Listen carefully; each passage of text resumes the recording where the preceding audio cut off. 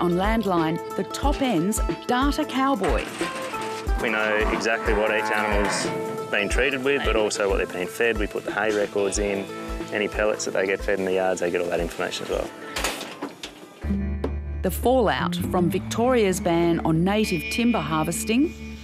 It's more than a shock. It was, devastating for the whole community, for families, for everybody. And they're off and running at the camel races, with some help from prisoners. The best thing is you give back to the community and gives you a sense of achievement and, you're doing something worthwhile. Hello, I'm Pip Courtney, coming to you this week from the Royal Queensland Show, or as locals call it, the Ekka. When you think of northern cattlemen and women, images of chasing wild bulls and flying mustering helicopters probably come to mind. But there's a new type of top-end cowboy, data wranglers wearing jeans and boots. Landline's Christy O'Brien visited an operation with pioneering strategies for cattle production in northern Australia.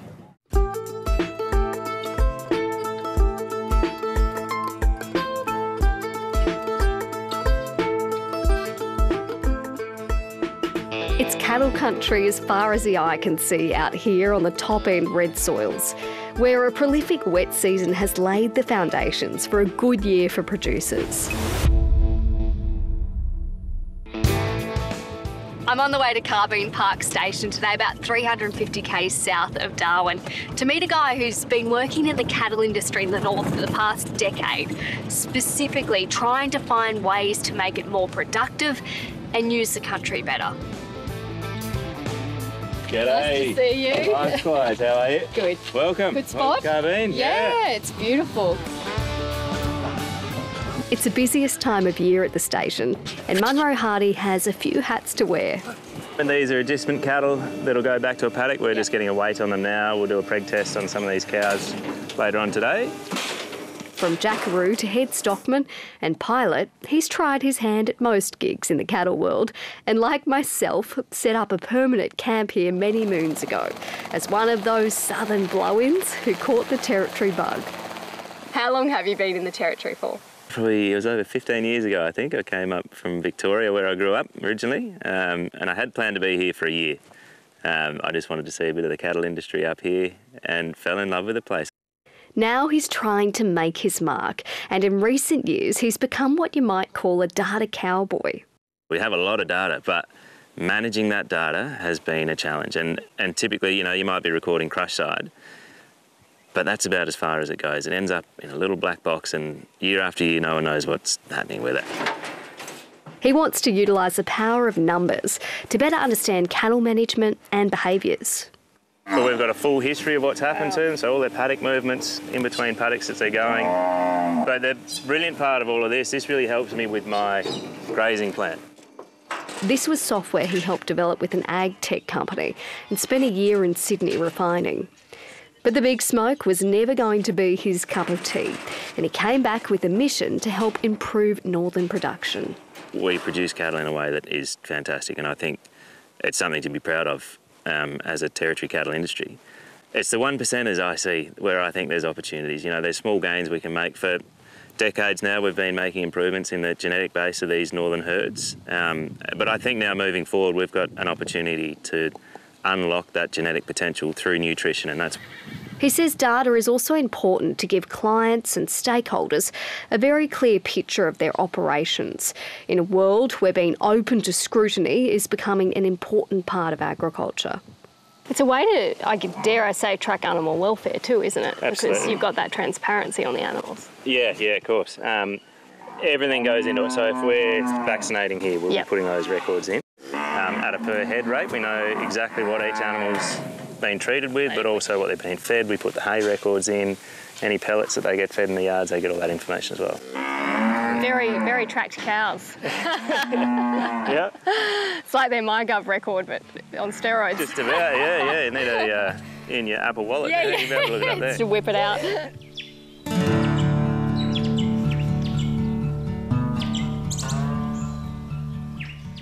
Carbine Park has turned into a somewhat unexpected testing ground for Munro. The 8,000 hectare property is one of the smallest in the top end. Cattle are brought here on agistment to recharge before being transported elsewhere. The nearby Katherine River means they can put 500 hectares or more under irrigation. Technology is also assisting him in managing the pastures, with soil probes of 1.7 metres sending information to a satellite and ultimately his phone. We're pumping out of the river here behind us. And so if I can put on the absolute correct amount of water here on this pivot, then based on our allocation, we can work out if we can put in another pivot at the same rates and if we can afford to run 2 pivots at the same time. His other obsession is soil health, and he's got his work cut out for him. Well, we use this to feed our microbiology. Yeah, right. So I'm going to use this. We've taken this from people who can't really get rid of it. They've got no use for it. Pretty much wasted product, basically, otherwise. Yeah, exactly. Yep. Yeah. So instead of burning that or piling it up, we're going to take it and we'll put it out here. We'll windrow it out in a few different windrows out on the flat out here, and then from our yards, from the cattle yards, we've got a lot of manure that's built up over the years, so we'll use that to mix in with it. We'll turn that and wet it down and start to build a good compost out of that, and then we'll start to spread that on our cropping country. He thinks focusing on soil is paramount for what can be at times pretty merciless seasons. We're just trying to give ourselves and the country the best chance it can. Build a bit of resilience into our system, and that means soil health to me. Yeah. It means looking after that soil. They're methods that can be adapted and shared. He and several partners have also established a pellet mill in Katherine to put their theories of cattle nutrition into practice. And that's why we're working now and integrating our supply chain for growing hay here to go into a feed mill, into pellets, into a high nutritional blend, so that we can feed to our cattle and get the most out of them. While he's an open book on most things, he won't reveal entirely his secret recipe for cattle pellets. Predominantly are made up of a hay content, a sort of 70% hay, and then we add different products to the ration as we're growing, which is determined by our clients and what they need for their cattle, and that's all focused around breeds and genetics and the weight gains that they're looking for. So is it a targeted weight gain? Is it just a top up for energy if they're on a long haul interstate? Or is it a maintenance ration? He says there's massive opportunity in Northern Australia for this type of highly targeted nutritional input because of the economic flow on. We want to produce locally so we can have local jobs here on farm, in our cattle operations, as well as in the manufacturing facilities we've got in town. He's also very aware any future in cattle will have to accommodate carbon mitigation. He's trying to find not just one magical fix, but a myriad of ways to reduce emissions in northern cattle production. If you can set a benchmark for your business and understand where you are year on year, what your carbon footprint is, and work backwards from there, trying to reduce those emissions or those areas where you are having quite a footprint in terms of carbon, and reducing that. It's measurable and it's real. It's a 3-tiered approach. The simplest, reducing the freight length on inputs into the cattle feed by growing more product locally, improving nutrition and sourcing materials that work on reducing the methane emissions in the gut, like enzyme blockers. So if we can understand the benchmark of our cattle, or our turn-off weight, for example, might be 300 and 350 kilos, and let's just say for round numbers, that takes you 700 days to get them to a turn-off weight. We're looking at how we can reduce that, and so that's through targeted weight gains and through nutrition. If we can reduce that for round numbers again, say by 100 days, that means there's 100 days or 100 days less that those cattle are actually emitting methane through their life cycle. Not confined to behind the farm gate, Munro has big ideas and a love of learning. So it's appropriate he spent some time this year travelling the world as an Nuffield agricultural scholar, seeing some weird and awe-inspiring farming practices from Japan to Israel and the Netherlands. His eyes have been well and truly opened. All of these different things where being based in the territory and in a stock camp or on a cattle station, you might not have exposure to, and you really don't understand how connected our global food system is. And so for me, that's what's been really, really powerful, and the learnings that have come from that have been fantastic. In particular, what he found about social licence, that other countries are far more advanced in recognising and managing it. We have trouble, I think, with our social licence in the north. We've got a lot of pressure on us from activist groups, even seeing pressure on the banks now, and we're losing support from the banks for our operations. So I think if we've got data on our production systems, what we're doing and how we're sustainable, ethical producers, we should be sharing that and showing what we do in our operations. So social licence is a big part of that. I think then access to capital flows from there. If people understand how we produce our cattle up here, or even in farming operations, then that'll attract a lot of support. Big goals in the open spaces of the Territory's northern pastures.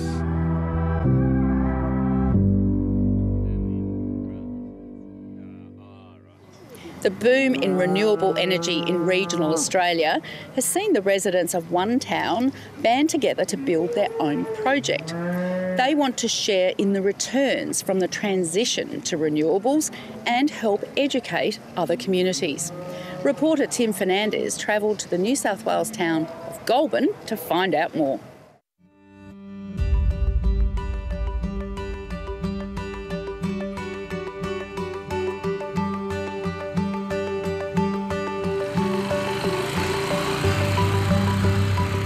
Dimity Taylor is doing the rounds on her sheep farm in the New South Wales Central Tablelands.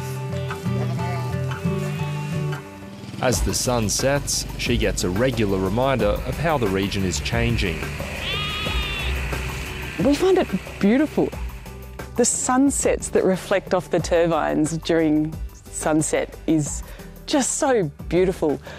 There is some noise occasionally, but it's got to be perfect conditions, and even then, even when we do hear them, it kind of sounds like the ocean.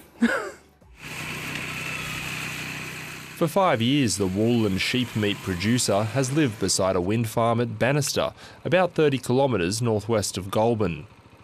They've been a good neighbour. It's part of the reason why she's keen to be involved in clean energy.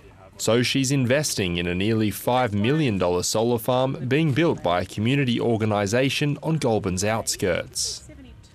People are just excited that the community is owning it. It's not some big foreign company, that we actually get to be owning this project and driving this project from our community and being the change we want to see happen. 300 Goulburn residents have invested in the solar farm run by Community Energy for Goulburn. People have bought one solar panel for $400, right up to an investment of $100,000.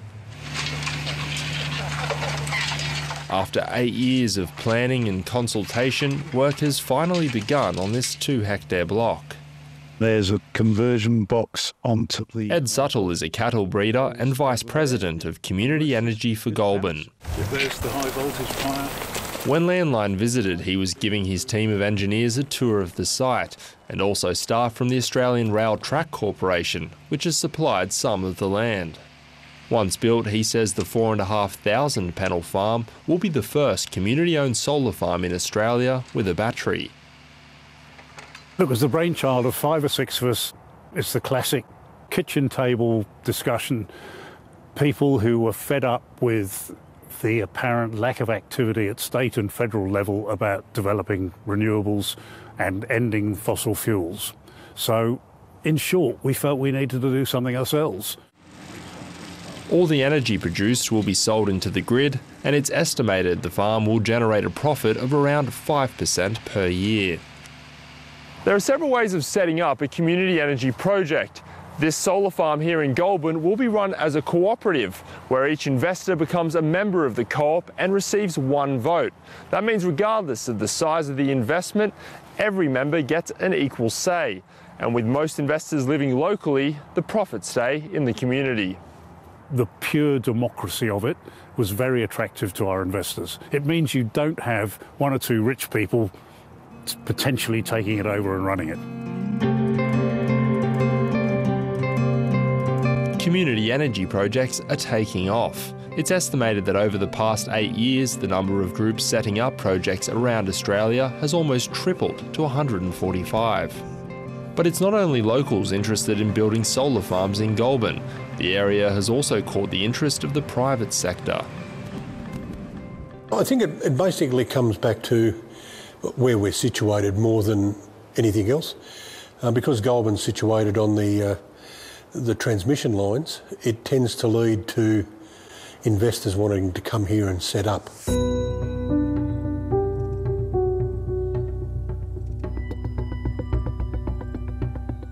But not everyone is happy about the arrival of a big energy company. Stan Moore is a wool grower on the Gundry Plains, about 12 kilometres south of Goulburn. A 400 megawatt solar farm is proposed on a neighbouring property. It's a massive multi-million-dollar project and will go for 4 kilometres along his fence line. The biggest impact, not only the noise of operation and the inconvenience, but the whole landscape and outlook will be totally destroyed of the whole Gundry Plains. This is a historic plain. There are a lot of people, it's a closer settled area, and there are a lot of people who are going to be impacted. Just on this one alone, there'll be over 60 families impacted, and those families are neighbours or adjacent to neighbours and therefore are impacted by the visual aspects of this solar factory. The project is backed by British energy giant BP. 740,000 panels will be installed across 700 hectares. It was put out for community consultation by Lightsource BP. Stan Moore has been disappointed by his interactions with the energy company. And all they do is come along and tell us how good it's going to be for us. And I've suggested to them maybe they would like to purchase this property. If they think there's no impact on value, come and purchase it, give us the price, plus a premium for the inconvenience, and then you go ahead and you keep it and you sell it and see what you can do with it. No, their consultation process is bordering on being a sham. And also, Lightsource BP says it has engaged with the local community extensively over the past year. It says it has also made changes to the layout of the solar farm based on feedback. Dimity Taylor believes community-backed energy projects get consultation right. Locals make the decisions.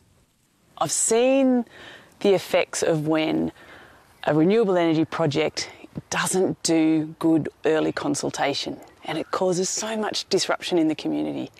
And I love that the community solar farm went and interviewed every single person who was likely to be able to see the solar farm, and had genuinely asked them, are you happy with this? Is there anything we can do to make it a bit better?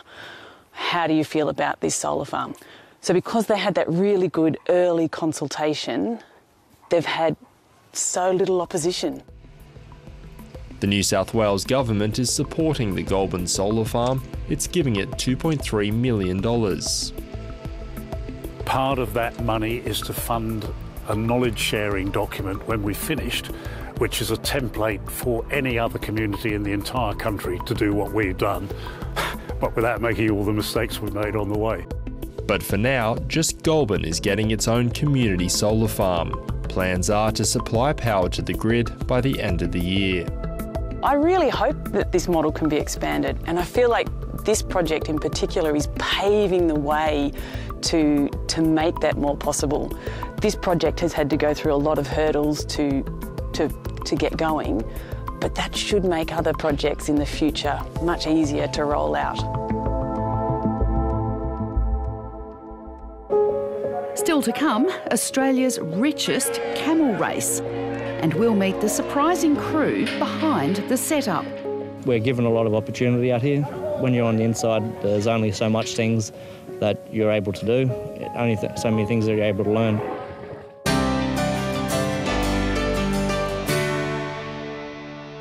Hi, I'm Kath Sullivan.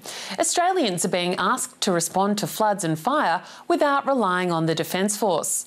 In a review earlier this year, Defence warned its resources had become strained by national emergencies, putting Australia's military at risk of being overwhelmed and undermining its primary objective of defending Australia.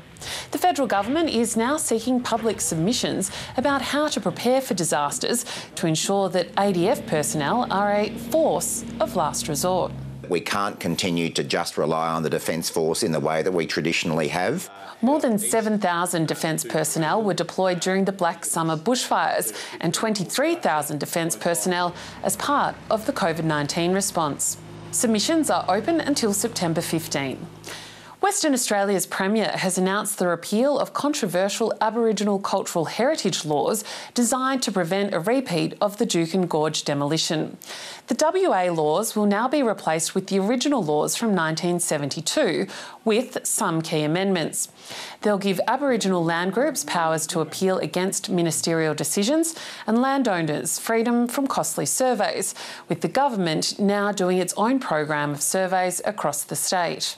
Put simply, the laws went too far, were too prescriptive, too complicated, and placed unnecessary burdens on everyday Western Australian property owners. It's been very stressful, and I'm very pleased with the results today, and yeah, we're pretty excited. The disappointing part of it as well is that the outside noises from most of those people who have been raising concern about it kind of takes us backward as well in terms of our relationship. The WA laws were operational for just 5 weeks. Funding delays may be catastrophic for the eradication of fire ants, according to the Invasive Species Council.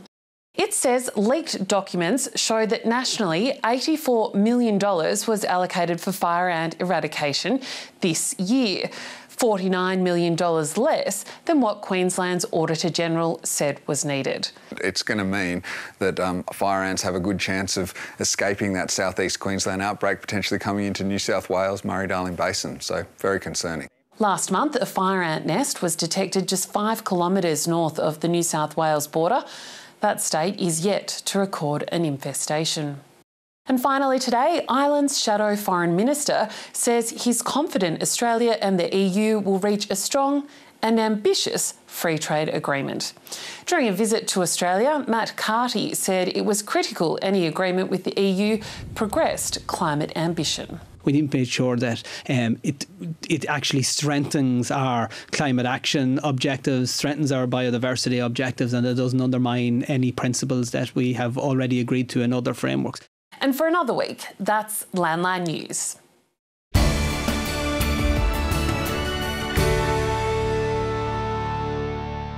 Victoria has followed Western Australia as the second state to ban the harvesting of native timber. The Labor government originally set the end date as 2030, but in May it announced it would cease almost immediately. In part one of this two-part series, Landline's Tim Lee reports that while environmentalists have hailed the decision as a victory, timber towns are shocked and worried about their future.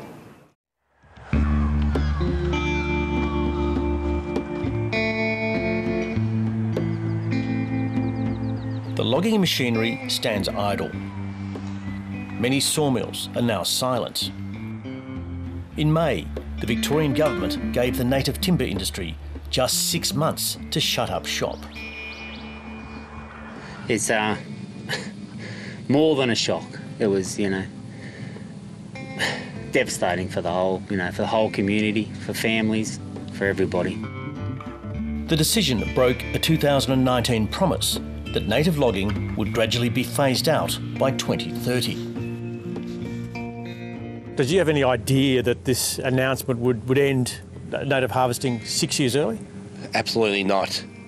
The government stood up in Parliament last year, I think it was around September before the election, and said to the industry they're going to support it to 2030. So when I heard the news on that day, at first it was disbelief, and then it went more into shock. It was devastating for the communities again because they brought forward by 6 years the announcement to close the industry, and the industry just isn't ready for any transition. The shock announcement was made with no consultation with the timber industry, unions or communities. It's led to anger and anxiety across Victoria's timber towns. It's not a decision based on science, it's a decision based on political science. There is no science behind it. You know, what is it, 4 trees in every 10,000? They're regrown. You know, 6% of the total area of available forest that we harvest, you know, it doesn't make sense. No one can understand it. They had no consultation with anyone in the industry, no consultation with us being the Wellington Shire local government, and it was terrible news.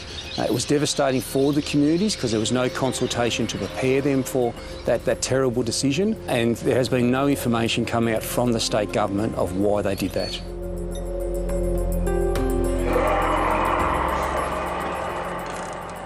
By contrast, conservation groups are ecstatic. For them, this is the ultimate victory, after years of relentless campaigning to end native logging. It's a very welcome decision. It couldn't have come soon enough. We have vast areas of forest that have been badly mismanaged for too long, so it's very welcome that the government has decided to remove industrial logging from them. What we have now is an opportunity to manage these forests differently, in line with the rights and aspirations of traditional owners, but also to make sure that endangered animals like the leadbeater's possum or the greater glider are not headed for extinction. And of course, it's really important that the government support workers and their families through this inevitable change. Well, it wasn't a matter if logging was going to end, it was when.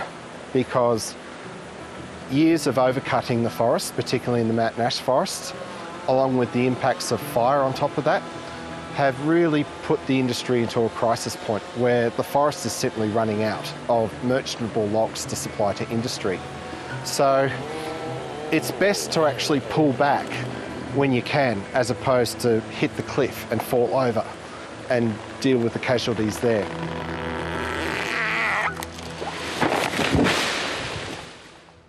Green groups say it's a triumph for the environment, but timber towns like this say it's a death knell for their communities. In 2019, the government also promised to create replacement jobs for timber workers. The industry says that simply hasn't happened. The native timber sector accounts for 2,500 jobs in Victoria's overall timber industry and generates more than $770 million in revenue each year. But now timber towns are facing social and economic upheaval. And the government put on their media release that this creates more certainty for workers. It does the opposite. It's a little bit of an insult that they use such a media release statement to say there's certainty for this industry, because what it's done is created a timeline that is nearly unworkable. Perhaps the hardest hit will be Orbost in far eastern Victoria. It sits on the fertile floodplain close to where the Snowy River meets the ocean. Great farming country, but timber has always been the town's lifeblood. The wood from the surrounding hills has built the houses of Melbourne and other cities and towns. In the logging coups around Orbost, clashes between protesters and logging contractors go back decades. Protesters sabotaged logging machinery or chained themselves to trees and equipment.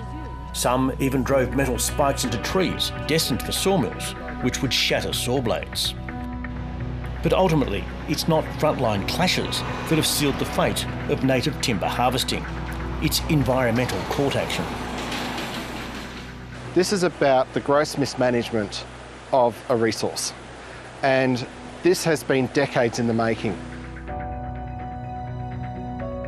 The government-owned logging company Vic Forests was forced to stop harvesting in November last year. The Supreme Court ruled it had broken the law by failing to adequately protect the yellow-bellied glider and the endangered greater glider in central Victoria and Gippsland. Vic Forest was ordered to undertake more rigorous surveying for those species in logging coups and place more forest off limits to protect them. Orbost's major mills were left without timber. For timber workers, the delays were financially crippling. Much of Rob Brunt's specialised machinery is now redundant. The trucks themselves will probably sell, they'll be okay, but the specialised trailers, well, they're virtually scrap value now. The best chance of finding other jobs is an hour's drive to the next sizable town, Bairnsdale. Since the shutdown here, timber workers have been on government support payments, but they're due to end soon. Either people are going to have to decide that they're going to go on the dole, or they're going to have to leave the district. And our fear is that the people who'll want to leave the district will be our young families, and that then has a major impact on schools, sporting bodies, football clubs, you know, all the other things that happen in a community.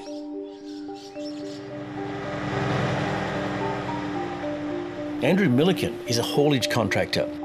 Log shortages at the Orbost mill after the November shutdown have meant he's been forced to work away from home every week, carting logs in New South Wales. His truck has become his home. How are you? Good to see you. You too. Not a great lifestyle for anyone, really, yeah. And you do sort of feel bad when we're at home in bed knowing that he's parked on the side of the road somewhere in the truck, you know, hoping that he's sort of safe and okay. The couple has 4 teenage children and some big decisions to confront. That's the stressful part, is not knowing what sort of lies ahead and making that decision. Do we move away together as a family when the girls are really settled here? You don't have kids to work away from your family, so you sort of, do you pick everything up and go? And then, you know, your extended family, both Erin and I have, you know, our parents live in and around Orbost, so, you know, there's that element of it too. Forestry consultant Gary Squires of Orbost Chamber of Commerce has watched the logging debate for decades. Many in the timber industry believe it's lost the public relations battle and that the public has swallowed falsehoods. He challenges the claim that logging occurs in old-growth forests. Yes, I think a lot of the community don't understand that trees are a renewable resource. Managing a forest is like managing a farm. You harvest your crop of wheat every year, you harvest a crop of timber every 30 or 40 years. And it's very hard for people to get their head around the fact that the time frames are so long. This looks like they're quite mature trees, but how old would these trees be? Logged in about 70s or early 80s, so 40 to 50-year-old. And it's had one thinning about 15 years ago. So where they took out some of the smaller trees and they went for pulpwood, and that allows these trees to grow on more quickly. Steve Bedgecourt has worked in the industry since he left school 43 years ago. We're cutting trees down that my father cut down a generation ago, so, you know, unsustainable is not in my vocabulary. The trees are cut down and 60 years later they're there again to be cut down. So they're always there. It's a resource that can be renewed straight away. The real impact of the end of logging will be felt in coming months. What's it going to do to the town? Orbost is already struggling, as it is, and you take 100 people out of the town, I just fear for the town and what it's going to do to it. In the ranges 70 kilometres east of Melbourne, timber is Powelltown's main and only real industry. As a town, it's the mill it's the heart of it. And the footy club, how will you go with post? It'll be challenging times. We've been challenged before. Peter Podolinsky is a leading practitioner of biodynamic farming. His late father Alex was the Australian pioneer of the practice that centres on natural systems and sustainable methods of farming. Peter believes well-managed timber harvesting is a valuable renewable resource. In my lifetime, from where I live, there's a mountain I can see that was planted in 67 or 68, and that was logged 2 years ago, and I can see the trees there growing again now. In order to keep the mill going for as long as possible, the Powelltown sawmill is shipping logs from Tasmania to augment its dwindling local supply. We've got 40 plus workers here. We deal with over 100 different customers and over 100 different contractors for our business. So we've got a lot of touch points. They're all still shocked. They're still trying to work through what it means for them. We have very much a local community aspect that we employ a lot of people locally. Powelltown Timber supplies high-grade, high-value native timber. There's a misbelief that a lot of the timber here goes to pulp, which is not true. You know, we sell a lot to furniture makers, for flooring, for decking, window frames. Only a small percentage goes to structural now, so less than sort of 15%. Environmental groups say there can be alternative jobs for ex-timber workers. What sort of industries can those workers transition to now that logging isn't there? Well, what we need to see is support from the government and from businesses in this industry to shift away from the native forest inputs and into plantation and recycled fibre inputs. There is a way to have a sustainable Victorian forest industry that we can all be proud of and that continues to provide safe and secure jobs into the future. It's all about where the wood is coming from. But those like Steve Bedgood believe re-employment prospects are bleak. I feel terrible, you know. My stomach is churning because of these guys. The promise of a compensation, it doesn't go very far once you haven't got a job.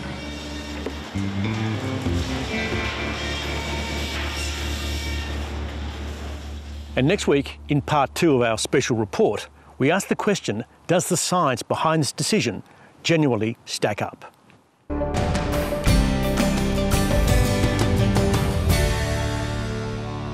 G'day, I'm Matt Bran.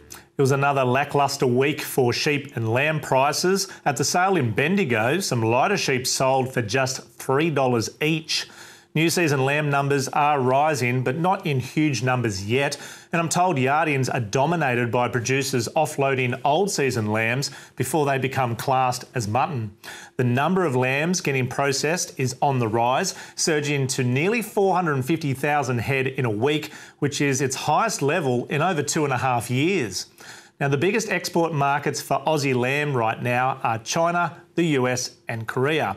Although not everyone in the US is happy about the rise of Aussie lamb, the lobby group RCAF USA is calling on the Biden government to help American farmers and introduce tariffs on lamb imports. The U.S. sheep industry has declined 62% since 1980. And with only 5 million sheep, we now have the smallest sheep inventory in history. And today, 74% of the lamb consumed in America is derived from foreign soil. Our goal is this: to stop the ongoing destruction of our domestic sheep industry and to provide an opportunity for it to reestablish a dominant market share position so American consumers no longer have to rely on foreign supply chains for this important protein. The Country Hour has been told that this petition is wishful thinking by RCAF USA, and producers in Australia should be aware but not alarmed. After a 3-week break, wool auctions returned this week. AWI described the market as subdued. There were plenty of bales on offer and Chinese top makers dominated the buying. Inquiries from Europe, though, were sporadic. Cattle numbers lifted this week, especially in New South Wales, where dry conditions are starting to bite in some areas. Prices continue to track sideways. Now, on Friday, the live cattle trade was still facing some trade restrictions from Indonesia and also Malaysia because of concerns about lumpy skin disease. There hasn't been an impact on prices yet, but demand has slowed, and I'm told there are 2 ships due out of Darwin Port in the coming days that were scheduled for Malaysia, so we'll just have to see what happens there. Australia maintains that it is free of lumpy skin disease. Cotton and sugar futures rose slightly, the falling Aussie dollar keeping sugar above $800 a tonne. It was another volatile week for wheat futures with some big gains, followed by some big falls, pending on news coming out of the Black Sea and some weather updates. China's return as a buyer of Australian barley had an immediate impact on prices. In WA, barley jumped by about $30 a tonne, and across the board, there's a lot of buyer interest in Aussie grain. That is the Landline check on prices. Keep it rural.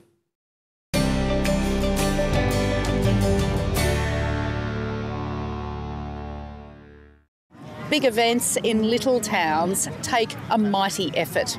When the Western Queensland town of Boulia holds its annual camel races, the population swells from 300 to more than 4,000. The celebrations attract help and entertainment from humble and surprising places. The big weekend also attracted Landline's Helena Bachkowski.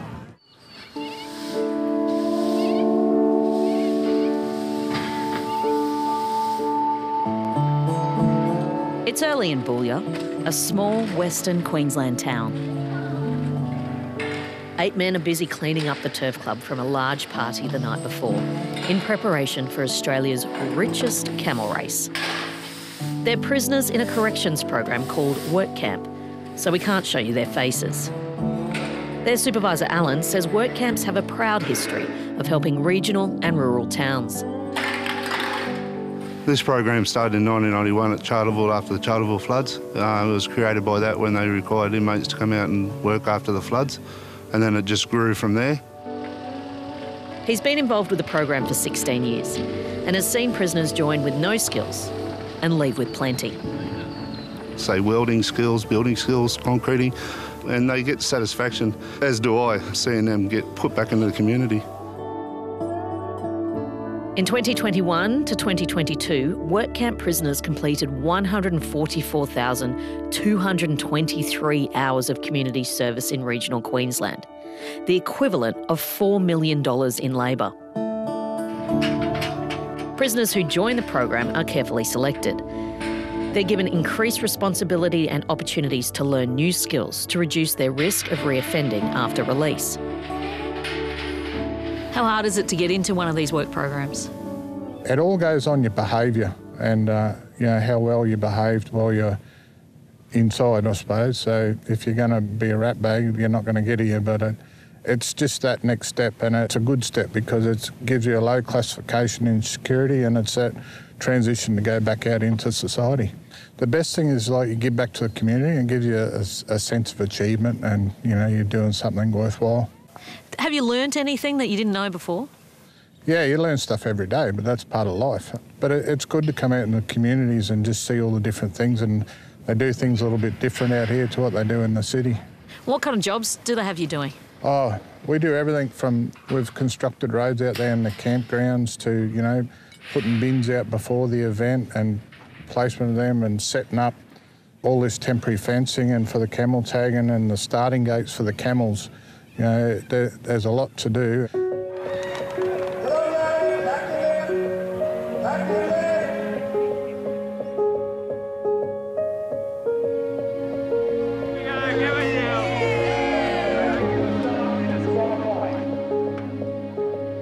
Of course, the big attraction at the Boulia camel races is the camel racing. And this year they've got a record crowd of over 4,000 spectators.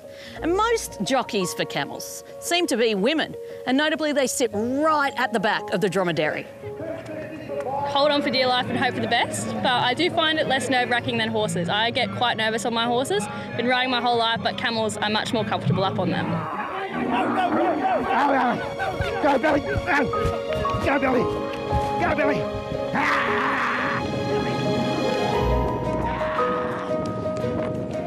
The Middle East hosts the most prestigious camel races, but Australia is becoming known as a hot destination, with events popping up around the country.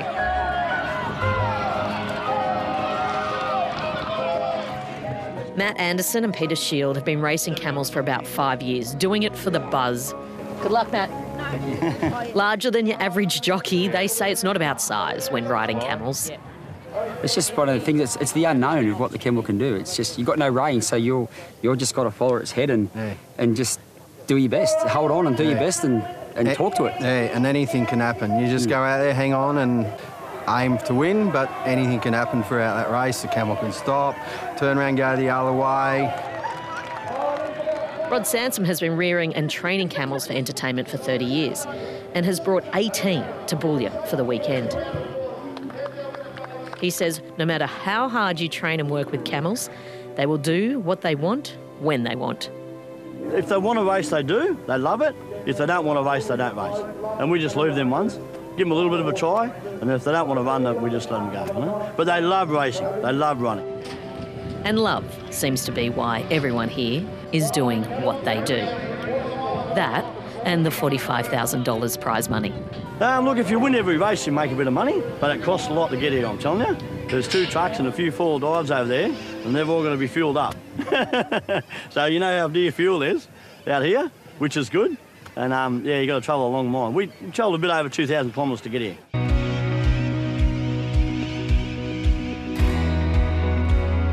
Another regular on the outback circuit is setting up for her first show of the day. Amanda Lynn is one half of the world's only all-female rodeo clown act. She's travelling solo in Boulia after an accident at the Big Red Bash stopped her sister from attending this event. Well, not very many people come out the back, Elena, but since you're here, let's skid around. We can go this way if you like. After 10 years of using Mum and Dad's four-wheel drive towing a little camper, there's been an upgrade. The 20-foot, 3-tonne trailer is packed with costumes, boots and whips, creating a travelling backdrop so the crack-up sister can transform any paddock into a clowning arena. And then this is our dressing room.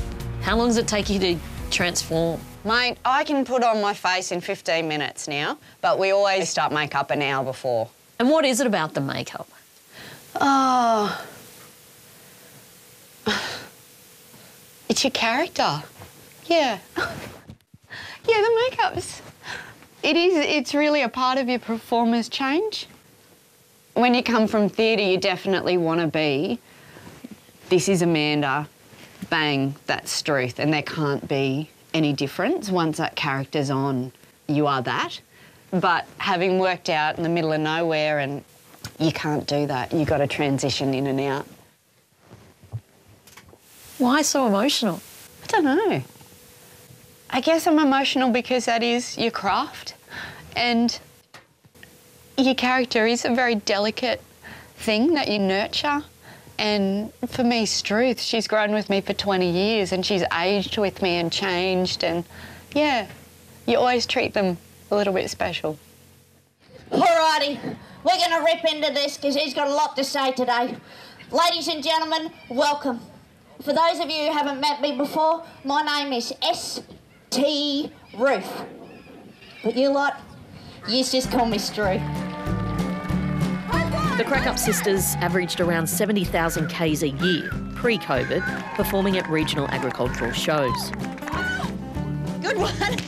Their show is an outback Australian art form, specialising in knockabout acrobatics, Kelpie dogs, Perfect. stock whip cracking, aerials and outdoor performances. You're going to stay. They've performed in every state in Australia. Come on. And in Canada, the United States and New Zealand. This year, they've already done about 40,000 Ks. We are on the road a lot. That's really important. The Crack-Up Sisters bring theatre to a paddock, and we wanted to create something that doesn't mean you have to go to a specific place to see it. It's you're already here. Oh, there's a show. You know, so it's bringing unexpected things to places. So if you start the clapping, I'll do the cracking. I see. The jokes could be considered risque in some circles, but it's the kind of humour that Amanda Lynn as ST Ruth or Struth gets away with in the outback. Wait, stop. Blue shirt. Mate, you had to take your hands out of your pockets before you started clapping. There's always a line, and that's something that us sisters have always worked on. Pushing the line of what is Australian humour, and it's actually very brash and raw. There's nothing harmful in it, it's just very honest. All right, we're going to go faster. So I'm really, really interested in keeping that alive. Big finish! Oh, please.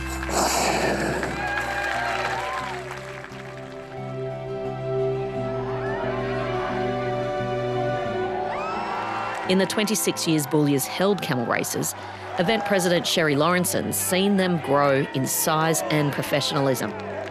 Queensland Racing has even come on board.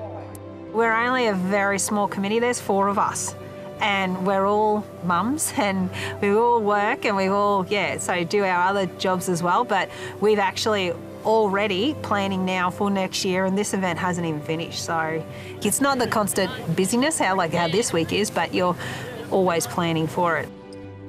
What does it mean to have the prisoners come and work here? Oh, they are absolutely a godsend. We would be absolutely lost without them. They're here for setup, they're here during the event, and then at the end of the event, they're here for pack up, and it's just, It's like those little fairies that come in the middle of the night, and you look at the bar, especially at the end of the night in the areas out here, you look around and you're like, oh my God. You get here the next morning and it's like they've just come in and it's beautiful, ready to go and start again. Like, we're forever grateful. We would be absolutely lost without them with this event. That appreciation is not lost on the prisoners, whose preparation starts long before the actual event. We're given a lot of opportunity out here. When you're on the inside, there's only so much things that you're able to do, only so many things that you're able to learn.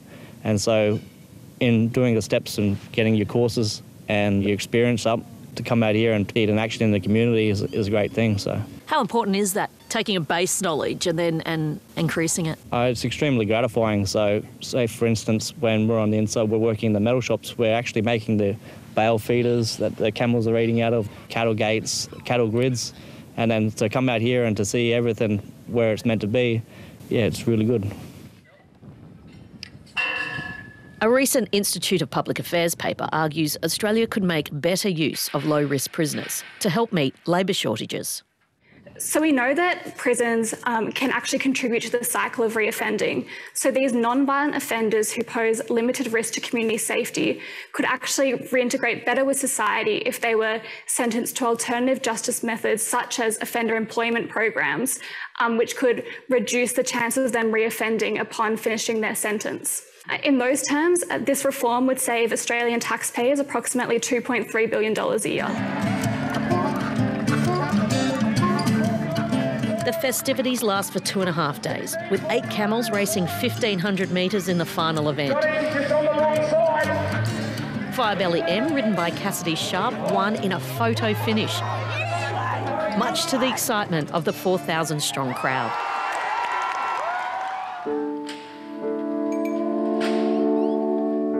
The next morning, the final clean-up begins and pack-down is swift.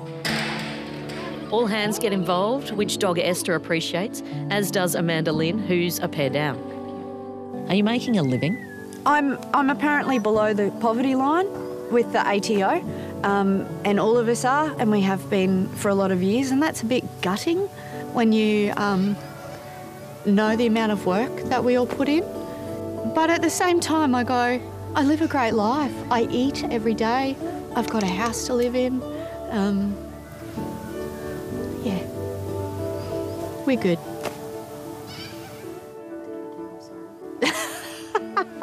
No one ever asks that. I know, it's rude. Well, it is, but it's actually the truth.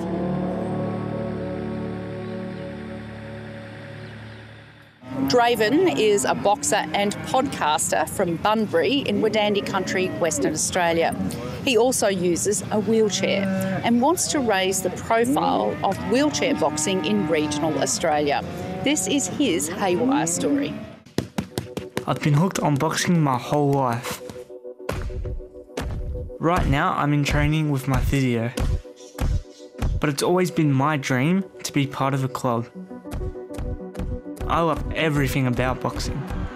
The opening bell, the deep thudding sound of a well-landed punch, and the wild cheers of the crowd.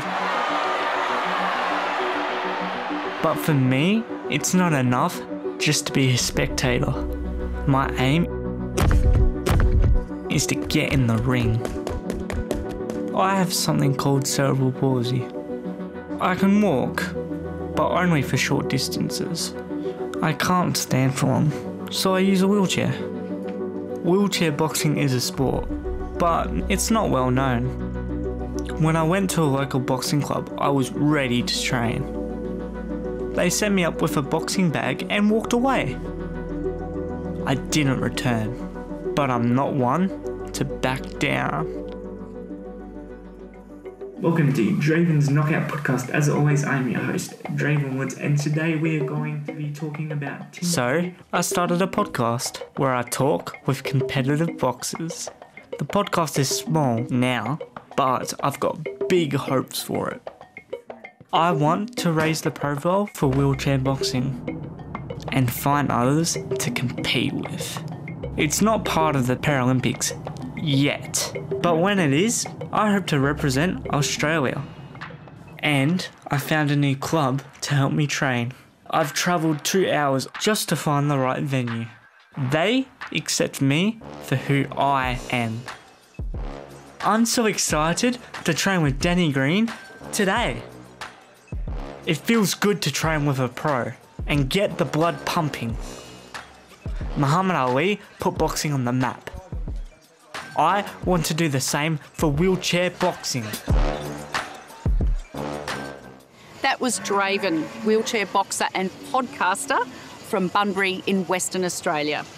And for young people living in regional Australia with a story to tell, they can enter the Haywire competition by going to abc.net.au/haywire. But entries close soon on September the 1st. We've packed a lot in today, but I'll leave you with the weekly weather update from the Bureau. Goodbye from the Ekka.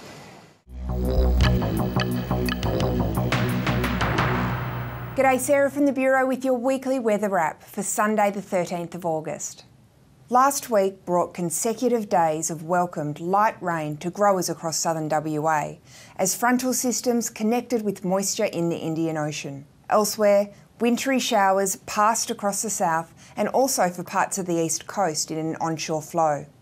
On Sunday morning, a frosty start for Tasmania, with cloudy conditions, showers, light rain and even an odd storm extending across parts of southern Australia, while the rest of the country dry and settled. Moving into the week, tomorrow sub-zero minimums for much of Tassie, with frost warnings to be issued. The cloud band and light rain persisting across southern parts, combining with cooler temperatures and high humidities that may trigger the need for spraying. Showers increasing for eastern New South Wales as a low pressure system moves quickly into the Tasman Sea, clear and settled to the north. On Tuesday, a particularly cold start for the southeast, with widespread frosts, including for Tasmania, where a recent spell of warm weather has brought early budding. Showers contracting to the east coast, while over in the west, a new front with showers. Wednesday, clear skies and light winds bringing more widespread frost for the southeast, and those frontal showers will continue moving east. For Thursday, the focus of frosty mornings will shift into southern WA, while the cold front will move into eastern parts, bringing cloudy conditions, gusty showers and snow to alpine and mountain areas. On Friday, a cold and frosty start across the south, more wet and wintry weather for the southeast as another front moves quickly by, and that cold air reaching southern Queensland in time for the weekend. And that's it for our weekly wrap. We'll see you again next time. Bye for now.